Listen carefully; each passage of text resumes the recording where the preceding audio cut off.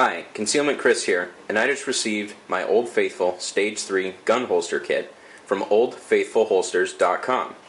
This holster kit is for my Sig Sauer P238 Equinox that you see on the table. I wanted to do a video with my first impressions of this kit, as well as the installation process.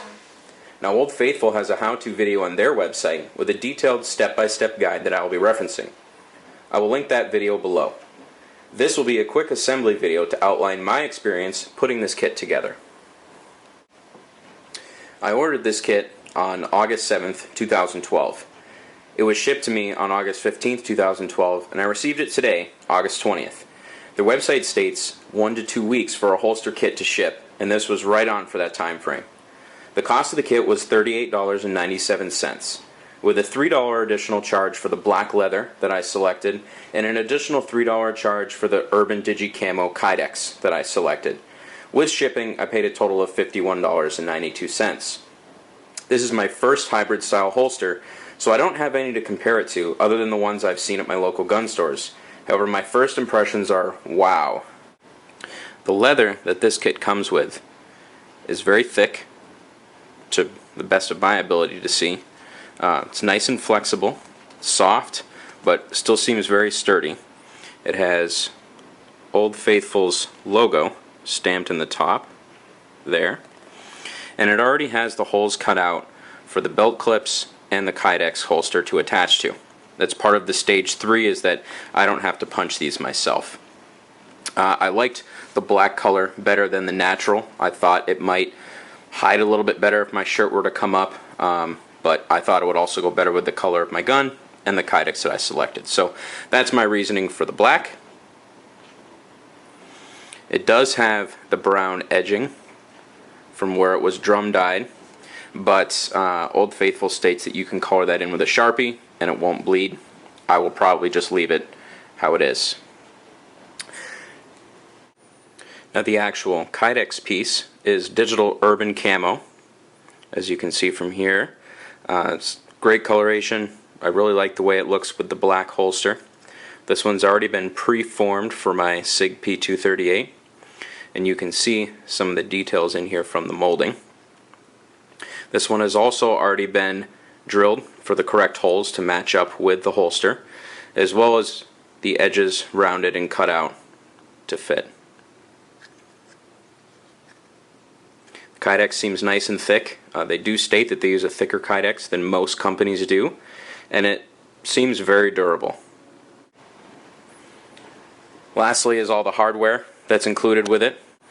Now, on their how-to tutorial, they recommend spacing everything out and separating it, so your screws go with your spacers, which I've done here to get prepped for the installation process.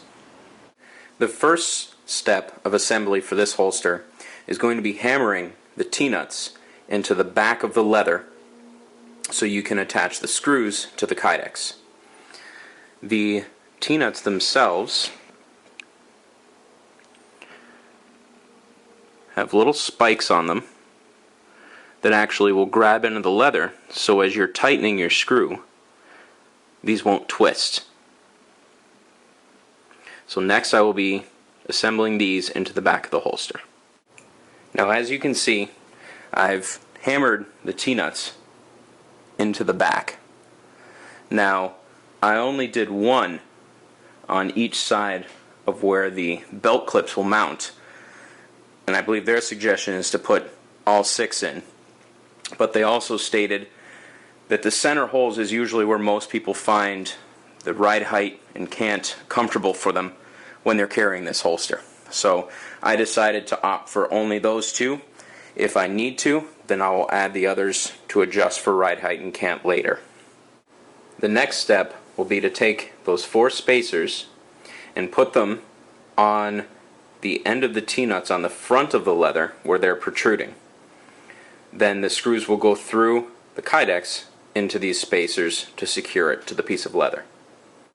So now I have the spacers inserted onto the end of the T-nuts and a washer set with each screw. So the next step will be actually attaching the Kydex to the leather. And now there is the holster with the Kydex installed. I've done a preliminary check with the firearm. It seems to fit decently snug, but once I get it actually on my pants and in my belt, we will adjust retention as needed, but so far it seems great. Next will be installing the belt clips. And now you can see the finished product with the clips installed.